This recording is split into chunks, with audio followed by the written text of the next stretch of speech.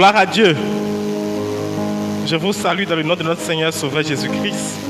Bonsoir, bonjour à chaque enfant. Bonjour. Bonjour. Voilà. Soyez contents. Aujourd'hui c'est votre jour. Donc soyez dans la joie. Amen. Enfant, acteur dans la mission de Dieu.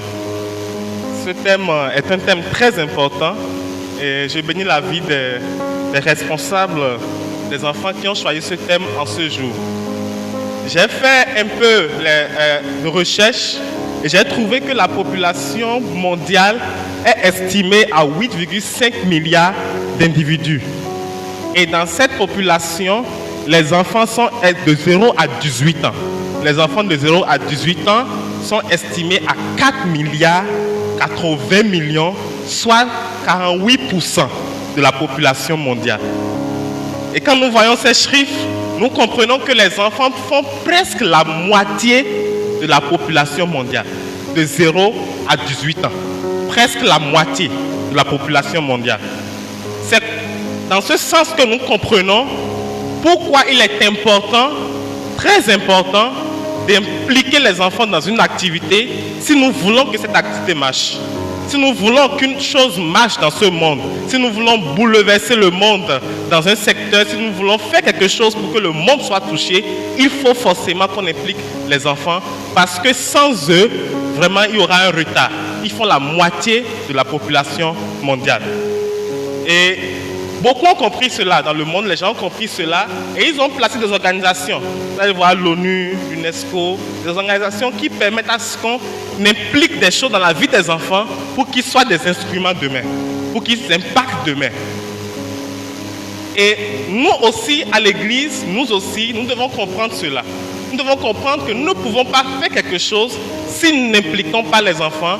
Cette chose risque de ne pas aboutir ou d'aboutir, mais très en retard.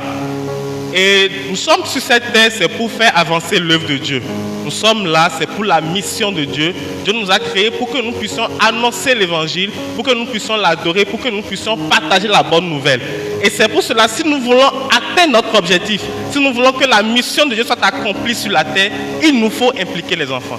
Il faut que les enfants soient vraiment impliqués dans cette mission pour que l'œuvre avance. C'est pour cela que je loue vraiment ce thème qui est venu. Enfants, acteurs dans la mission de Dieu. Et nous allons d'abord voir cela sous 3 points. Premièrement, comment les parents doivent s'impliquer, comment les parents quel est le rôle plutôt des parents dans la mission, c'est-à-dire dans cette mission pour les enfants. Et comment les enfants aussi doivent accomplir cette mission et comment l'Église va les accompagner. Parce que ce sont les parents qui éduquent. Les enfants obéissent, l'Église accompagne. Les parents éduquent, les enfants obéissent et l'Église les accompagne. C'est pour cela que nous allons parler d'abord des parents.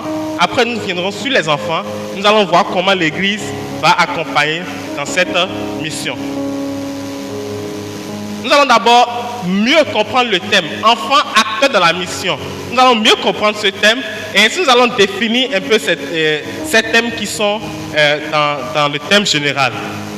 Enfant, selon le dictionnaire, un enfant est un jeune être humain en cours de développement et dépendant de ses parents ou d'autres adultes. L'Organisation mondiale de la santé définit l'enfance comme la période de la vie humaine allant de 0 à 18 ans. Allant de 0 à 18 ans. Si tu ne te retrouves pas dans cette tranche d'âge, soit tu es un parent ou tu es l'Église. Tu es de ceux qui sont de l'Église. Donc, cette prédication est à toi aussi. Acteur, c'est une personne qui a une part active dans la conduite, dans l'exécution d'une affaire. Un acteur, c'est quelqu'un qui a une part active dans l'exécution d'une affaire. Et la mission de Dieu, c'est quoi? La mission de Dieu, c'est le plan de Dieu pour l'humanité. C'est le plan du salut universel de Dieu. C'est ce plan qui s'exécute par l'annonce de la bonne nouvelle. Donc nous allons reformuler un peu ce thème en disant, enfant, par ta conduite, prends une part active dans l'exécution et l'accomplissement du plan rédacteur pour ce monde, pour l'humanité. Enfant, prends une part active dans l'exécution du plan rédempteur pour l'humanité. Notre texte de base 2 Rois, le chapitre 5, le verset 3. Nous allons lire notre texte de base, 2 Rois, le chapitre 5, le verset 3.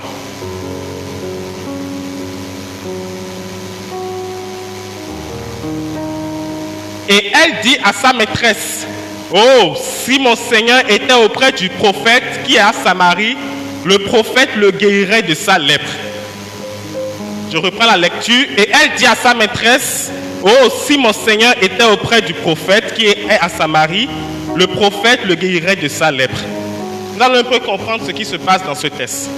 Appelons d'abord que le livre de 2 Rois est ce livre qui relate l'histoire du peuple d'Israël pendant le schisme, c'est-à-dire la division du peuple d'Israël en royaume de Juda et en royaume d'Israël. Et cette période est marquée par des crises. La crise spirituelle, crise politique, crise économique. Et cette crise est due à la désobéissance du peuple d'Israël aux ordonnances de Dieu. Crise spirituelle, pourquoi? Parce que le peuple d'Israël s'est détourné de Dieu et s'est tourné vers les fétiches, vers les idoles. Et ils n'ont pas respecté leur alliance avec Dieu. Crise économique, pourquoi? À cause de la famine. Il y avait la famine, la sécheresse. Et crise politique, parce que les rois n'obéissaient plus aux recommandations de Dieu. Les rois se sont aussi détournés de Dieu et se mariaient aux femmes étrangères. Et c'est en cela que l'Éternel va envoyer des peuples maintenant, des nations maintenant, pour les punir. Pour les punir. Et Dieu va, dans cette nation, va envoyer les Syriens. Un peuple syrien qui va donc attaquer Israël. Et quand la nation syrienne va attaquer Israël, la nation va capturer des enfants. Capturer des enfants. Et c'est en cela que la petite fille, celle qui parle ici, c'est une fille qui a été capturée et amenée dans la maison de Naaman, le chef de l'armée. La maison de Naaman. Au décor de ce contexte, nous pouvons faire une similitude à ce jour. Aujourd'hui, nous avons cette crise spirituelle. Nous crions tous le réveil. Nous voulons que le monde connaisse Dieu. Aujourd'hui, maintenant, la croissance, c'est-à-dire le réveil manque dans l'Église. Et nous connaissons cette crise politique. Je ne vais pas donner des détails sur les crises politiques. Et la crise économique aujourd'hui. Nous connaissons cela. Et c'est dans ce contexte-là que cette fille va être capturée pour amener dans la maison de Naaman. Dans mes recherches, les théologiens estiment l'âge de cette fille à 12 ans environ. 12 ans environ. Le rôle des parents, nous allons voir maintenant le rôle des parents dans cette mission des enfants. Au chapitre 3, c'est-à-dire le verset que nous avons lu, le verset 3, le chapitre 5, il y a une phrase que cette fille a dite et qui a attiré mon attention. Est-ce qu'on peut revoir le verset? Le chapitre 5, le verset 3. Oh, si mon Seigneur était auprès du prophète qui est à Samarie, le prophète le guérirait de sa lèpre. Cette fille, elle avait quelque chose. Elle n'a pas dit le prophète pourrait le guérir de sa lèpre, non. Parce que Naaman était le chef de l'armée, mais il était lépreux. Il avait une haute position, mais il était lépreux. Mais cette fille va affirmer une foi. Si tu pars, le prophète te guérira. C'est-à-dire qu'elle était convaincue de ce qu'elle dit. Et nous comprenons que cette fille a reçu une éducation de foi de ses parents. Et c'est en cela que les parents ont un rôle à jouer dans la vie des enfants. L'éducation de foi. Et la foi vient de quoi? De ce qu'on entend. Et ce qu'on entend vient de la parole de Dieu. Nous comprenons que cette fille était au contact de la parole de Dieu. Les parents lui ont inculqué la parole. Elle est dans une famille païenne, dans une famille qui ne connaît pas Christ, mais elle a la capacité de dire « Allez et vous serez guéris ». Elle n'a pas été douteuse sur son opinion. Elle a eu la foi en ce qu'elle dit. Ce n'est pas étonnant, elle vient d'une famille israélite. Et ses parents ont su lui inculquer des valeurs. Ses parents ont su lui inculquer cela. La parole de Dieu. C'est elle seule qui peut créer cette foi dans le cœur des enfants. Quand vous mettez la parole au contact avec les enfants, vous allez voir que les enfants vont grandir avec cette foi. Aujourd'hui, nous voyons cet exemple avec nos frères, les fils d'Ismaël. Nous voyons cet exemple avec eux. Dès le bas âge, je sais pas, 3 ans, 4 ans, vous allez voir l'enfant qui récite. Il récite tellement, mais je me demande mais comment il fait? Il est devant, mais il récite. C'est pour cela que demain vous allez lui prêcher l'évangile, tu vas lui prêcher l'évangile, mais c'est difficile. Il s'agit le Saint-Esprit qui touche son cœur d'abord. Parce qu'il a reçu quelque chose depuis son bas âge. Mettons nos enfants au contact de la parole de Dieu. Et vous allez voir que lorsqu'ils seront grands, ils ne s'en détourneront pas. Amen. Le deuxième élément que je vois chez cette fille, c'est l'audace, le courage. Imaginez une fille d'environ 12 ans qui est dans une famille non chrétienne devant le chef de l'armée et qui, dans cette position d'esclave, parce que là, elle est une esclave, dans cette position d'esclave, elle a l'audace, le courage de dire si mon maître pouvait aller voir le prophète. Et non seulement elle sait que son maître n'est pas chrétien, et c'est son maître est parmi ceux qui ont attaqué l'Israël. C'est un peu comme si je présentais Christ à un païen qui a une haute position et qui combat les chrétiens. Mais elle avait cette audace, elle avait le courage de le faire. Elle voulait défendre sa foi, elle voulait défendre ses valeurs. Elle avait le courage de le faire. Et ses parents ont su inculquer ce courage à cette fille. Et j'aimerais encourager nos parents ici ce matin. Inculque ces valeurs à tes enfants. Le courage. Il ne suffit pas seulement d'avoir en fait la foi, d'avoir cette parole, mais que l'enfant ait ce courage-là.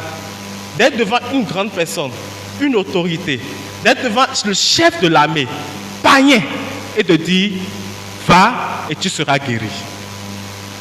C'était un courage. Instruis l'enfant selon la voie qu'il doit suivre. Proverbe 22, verset 6. Les enfants ont lu ce verset tout à l'heure. Et quand il sera grand, il ne s'en détournera pas. Donne-lui la parole. Communique l'audace. Mais pour communiquer l'audace aussi à l'enfant, il faut que l'enfant aussi voit que tu as l'audace. Que toi-même, tu as l'audace. Que toi-même, tu n'as pas peur devant quelque chose. Que toi-même, tu peux parler de Jésus partout où tu es. L'enfant va lire plus les actes que les paroles. L'enfant va lire plus les actes que les paroles. J'ai souvent donné un exemple. Quand nous sortons sur la voie, je vois cela très fréquemment. Un père dans sa voiture, l'enfant est derrière, et en pleine circulation, il arrête sa voiture, il sort de la voiture et il fait bagarre. Il va créer une bagarre. Et l'enfant est dans la voiture. Non, c'est fréquent ici. Il va créer, c'est-à-dire que l'embouteillage qui n'a pas de sens. Mais l'enfant est dans la voiture. Et je dis, comment l'enfant va grandir avec ça et ne pas être violent? Et ne pas aussi être un bagarreur? C'est pas possible. La dernière fois, je suis sorti pour acheter quelque chose, je vois deux enfants qui étaient en train de se battre. Et les grands étaient là, ils ne disaient rien. Au contraire, ils parlaient Wolof. J'ai dit à quelqu'un, mais qu'est-ce qu'il dit? Non, il est en train de les encourager. Mais j'ai compris, c'est-à-dire que comment le diable agit dans le monde. Comment vous qui êtes là aujourd'hui, si vous voyez quelque chose comme ça, vous n'allez pas avoir, même si vous ne dites rien parce que bon, vous ne voulez pas de problème, vous n'allez pas quand même encourager. L'enfant va lire tes actes, va lire ton audace, va lire ton courage.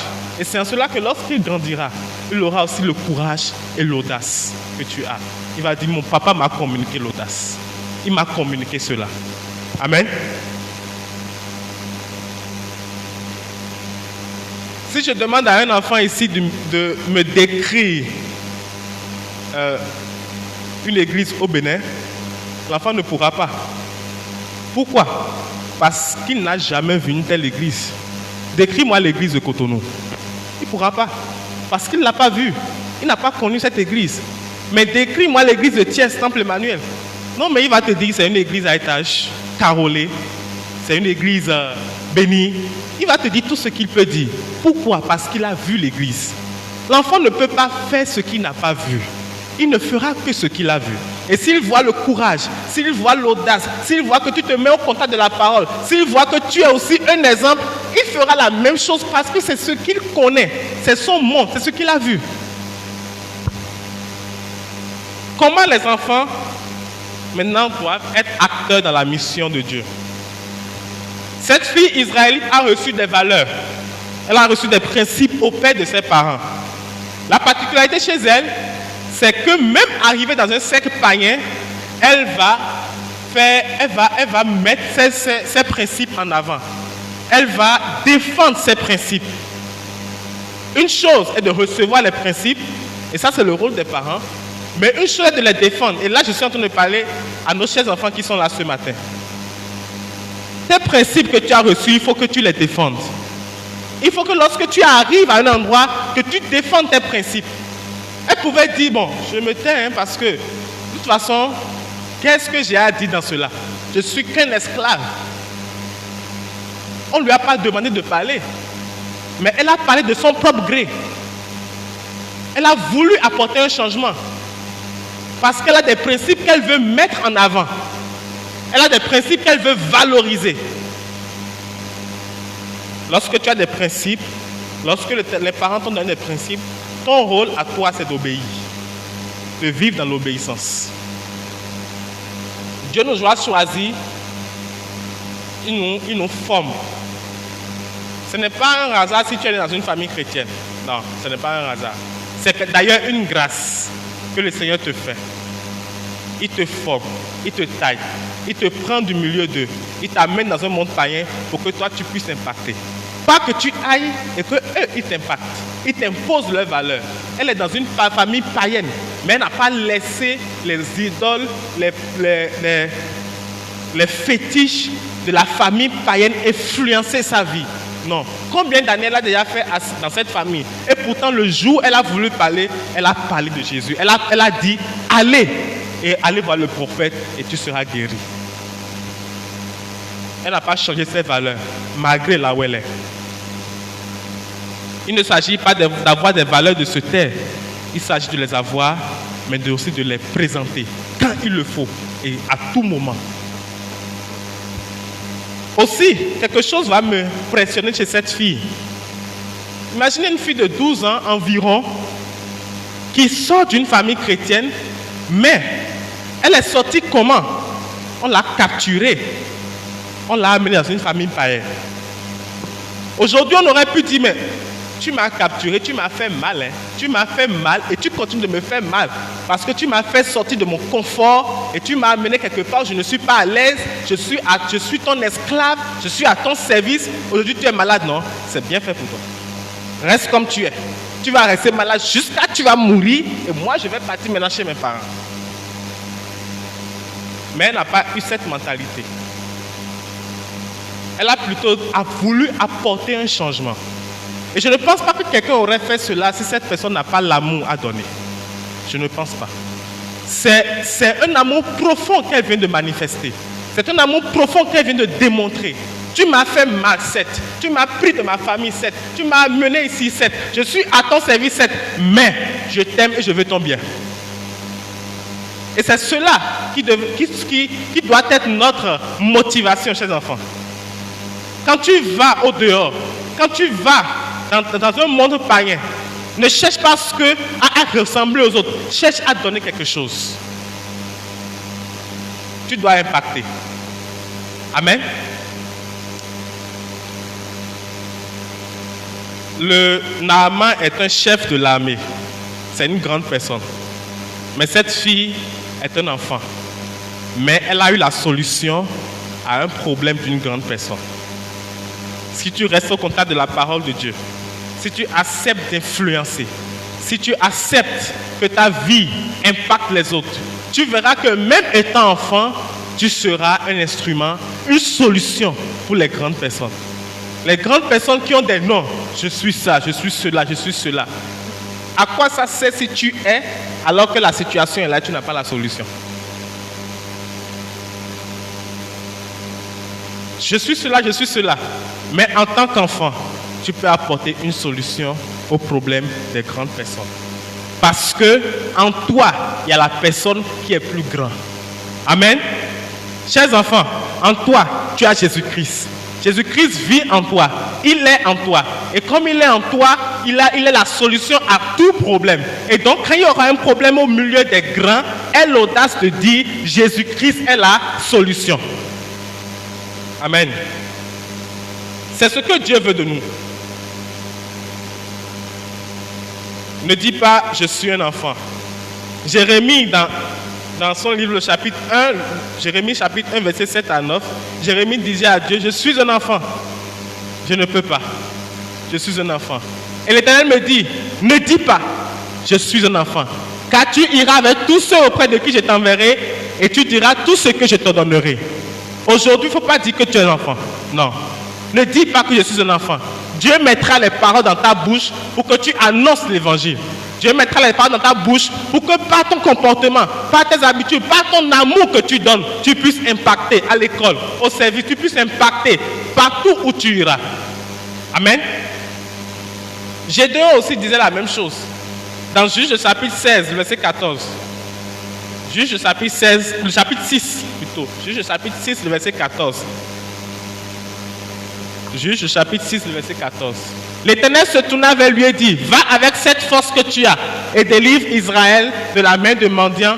N'est-ce pas moi qui t'envoie? Verset 15. Gédéon lui dit, ah mon Seigneur, avec quoi délivrerai-je Israël? Voici ma famille est la plus pauvre en Manassé et je suis le plus petit de la maison de mon père. L'Éternel lui dit, mais je serai avec toi et tu battras mendiant comme un seul homme. Cher enfant, l'Éternel te dit ce matin, je serai avec toi et tu feras ce que je t'ai demandé de faire. Ne dis pas je suis un enfant. Ne dis pas non mais je suis un enfant, je ne peux pas parler. Non mais ce sont les grands qui sont là-bas. Non, Dieu peut passer par toi pour apporter le changement. Quand David voulait combattre Goliath, le roi lui a dit, mais toi tu es qui? Tu l'as bien vu? Mais il va t'écraser. Goliath aussi pour influencer. Parfois aussi c'est ça. Le monde veut nous influencer. Parfois aussi Goliath pour influencer. Il a dit, mais toi je vais morceler ton corps et donner aux oiseaux, ils vont manger. Mais David va lui dire, je viens contre toi avec l'Éternel des armées. Et c'est ce que tu vas aussi dire. Quand l'ennemi veut parler à ton cœur, non, tu es un enfant, tu ne peux pas parler. Tais-toi, tu es un enfant. Si tu parles, on va te dire non, ne parle pas. Il faut dire à l'ennemi, non, je vais avec l'Éternel. Ce n'est pas moi. Si c'est moi, ok, je ne peux pas. Mais je vais avec l'Éternel des armées. Et lui, il n'échoue jamais. Amen. Comme Naaman, beaucoup ont des situations dans ce monde aujourd'hui. Comme Naaman, avec cette lèpre, ils ont des positions élevées peut-être, mais ils ont des problèmes sur leur cœur, des situations sur leur cœur, des problèmes qu'ils subissent chaque jour, des maladies qui les rongent chaque jour. Mais tu as la solution à leurs problèmes. Va et parle seulement. Sois acteur dans la mission de Dieu. Cette fille, elle a été une bénédiction pour Naaman. Et Naaman fut guéri de sa lèpre. J'ai aussi remarqué une chose dans ce passage. J'ai remarqué que lorsque cette fille a parlé, Naaman n'a pas hésité. Je me suis posé la question, mais pourquoi Naaman n'a pas hésité? C'est quand même une petite fille et Naaman c'est un chef de l'armée. Naaman pouvait dire, mais attends, pourquoi tu me parles comme ça? Tu es qui? D'abord, je ne suis pas chrétien. Nous avons combattu ton peuple, nous t'avons capturé, nous t'avons amené ici. Et aujourd'hui, tu ne sais pas que tu risques la mort. Mais il n'a pas discuté la vie de la petite fille. J'ai compris que cette fille avait un comportement qui a déjà impacté Naaman. Un ensemble de comportements qui a déjà impacté la vie de Naaman. Naaman pourrait déjà dire, non, si c'est elle qui a parlé, faisons. Sans commentaire. Le caractère qui impacte. Tu es un enfant, mais ce caractère que tes parents t'inculquent, est-ce que tu les gardes? Est-ce que tu les maintiens? En ville, quand tu vas, quand tu sors, est-ce que tu les maintiens? Maintiens ce caractère-là. Maintiens cette vie-là. Et tu verras que tu seras une bénédiction. Amen. Si Naaman n'a pas bronché, si Naaman n'a rien dit par rapport à la proposition de cette fille, c'est que cette fille a impacté positivement. Elle a vu que les paroles de cette fille sont précieuses. Les paroles de cette fille sont à considérer. Elle a parlé, je ne vais rien dire, je vais exécuter. Malgré ma position, je pense que Naaman aussi risquait sa vie. En tant que chef de l'armée, il risquait sa vie pour aller vers un prophète. Ceux qui sont combattus, je pense qu'il risquait sa vie. Mais il n'a pas regardé à tout cela. Il a juste considéré ce que l'enfant lui a dit. Je pense que cet enfant aussi a été vraiment un instrument que Dieu a utilisé dans son comportement. Elle a eu un comportement qui a impacté sa vie. Chers enfants, je t'invite à avoir un comportement qui impacte les vies. Au nom de Jésus. Comment l'Église peut accompagner? Comme nous le disons tantôt, les parents éduquent, les enfants obéissent, l'Église accompagne. L'Église va accompagner. Marc 10, verset 13 à 14 nous dit ceci. Marc 10, verset 13 à 14. Oui, on lui amena des petits enfants afin qu'il les touchât, mais les disciples reprirent ceux qui les amenaient. Verset 14. Jésus, voyant cela, fut indigné et leur dit, laissez venir à moi les petits enfants et ne les empêchez pas, car le royaume de Dieu est pour ceux qui leur ressemblent. J'ai fait une remarque dans ce passage. Ceux qui ont empêché les enfants de venir à Jésus, c'était des disciples. Aujourd'hui, j'allais dire c'était nous, les disciples. Ceux qui vivent avec Jésus, ceux qui connaissent Jésus, ceux qui marchent avec Jésus, c'est eux qui ont empêché les enfants de venir à Jésus. Et nous pouvons aussi peut-être voir ce phénomène aujourd'hui. Si nous-mêmes, si l'Église, si les enfants, si les frères, les sœurs dans l'Église ne sont pas un exemple, ils sont en train, par leur comportement, d'empêcher les enfants de venir à Christ, d'aller vers Jésus. Mais si l'enfant a reçu une éducation à la maison, si l'enfant est en train d'appliquer cela, et qu'il vient à l'église, qu'il voit que cette tata, cet tonton sont en train de faire le contraire de ce qu'on lui a appris, il va rétrograder. C'est normal. Il va laisser cela et faire autre chose. Il va dire, ah, mais si le tonton qui est déjà en train de chanter, tonton qu'on a laissé en train de diriger la prière, lui-même il fait ça. Moi, je peux le faire, l'enfant il réfléchit comme ça. Et c'est une manière, c'est-à-dire c'est la manière aujourd'hui d'empêcher les enfants d'aller vers Jésus. Je demande à l'église, à chaque personne présente ici, sois un exemple pour un enfant. Sois un exemple. Qu'un enfant te regarde et te dit, je veux être comme toi. Je veux te ressembler. Ce n'est pas bien qu'un enfant soit là et observe. Non, les enfants observent. Les enfants observent. Que l'enfant soit là et observe que, mais le tonton aussi, vraiment, lui aussi vraiment. Ce n'est pas la peine. N'empêchons pas les enfants d'aller vers Jésus. Le Seigneur sera indigné à cause de toi. Et ce n'est pas bien pour toi. Que notre vie, que notre amour pour ces enfants, que notre manière de nous comporter à l'église, que notre manière, les enfants peuvent nous voir en ville, que notre manière de nous comporter en ville soit un canal, c'est-à-dire un chemin qui dit à cet enfant, viens, sois comme moi. Je remercie le Seigneur pour la vie de mon pasteur, le pasteur Billy. C'est-à-dire, il va venir et il va vous dire, imitez-moi. Ah! Non, quand j'entends ça, je suis touché. Mais et il ne peut pas le dire s'il le dit alors qu'en le faisant, on fait erreur, ça retombe sur lui. Mais s'il le dit, c'est que vraiment, il a arrangé sa vie. Et si tu deviens comme lui, c'est comme l'apôtre Paul, tu deviens comme Christ. Tu es rangé, ta vie est droite. Et il le dit parce que il vit sa chose, il vit cela.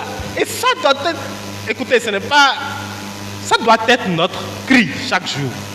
Que tu te retrouves à une position où tu peux dire, je veux que cet enfant me ressemble. Ressemble-moi, fais comme moi. Et si les enfants te ressemblent, mais ne ressemblent pas à Christ, Dieu va te redemander cela. Oui. Que l'enfant me ressemble. Est-ce qu'on peut le dire? Est-ce que tu peux le dire? Est-ce que quand l'enfant voit ton comportement, est-ce que l'enfant peut dire, je veux lui ressembler?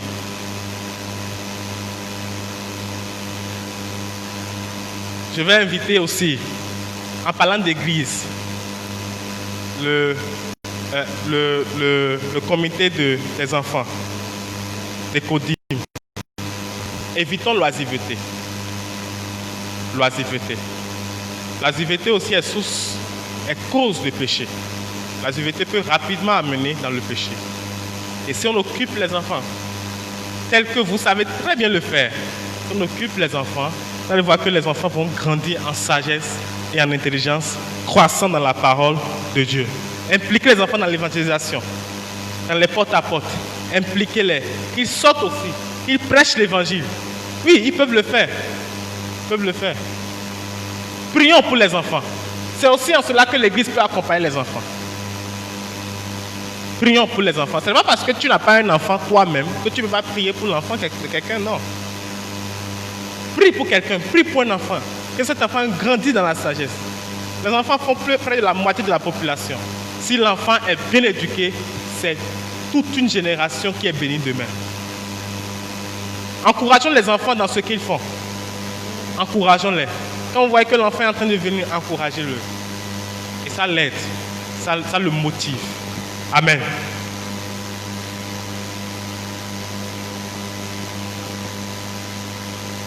Comme nous le disons plus haut, nous sommes en train de finir. L'enfant représente la moitié, presque la moitié de la population. Et Dieu lui-même, connaissant d'avance cette statistique, a compris que nous devons laisser les enfants venir à lui. Et le Seigneur a permis cela. Il a permis que des organisations naissent aujourd'hui dans l'église, Ecodim, Club des enfants, pour impacter dans la vie des enfants. Soyons chacun des acteurs dans cet impact-là. Jouons chacun un rôle en cela. Et nous verrons que demain, ces enfants grandiront, seront des bénédictions pour des nations. Écoutez, un enfant que vous élevez aujourd'hui dans la sagesse, un enfant que vous réussissez à élever aujourd'hui, demain, c'est toute une génération. C'est lui qui dresse des mondes et qui amène ces personnes-là à Christ. Notre souhait est que vraiment, nous arrivons à ce stade où les enfants sont une bénédiction pour la nation du Sénégal. Et nous, Église, nous avons un rôle à jouer. Le devoir d'accompagner les enfants en cela. Et pour qu'ils soient une bénédiction demain, que le nom du Seigneur soit béni, que Dieu vous bénisse abondamment. Nous allons prier. Nous allons prier. Groupe musical. Un chant s'il vous plaît.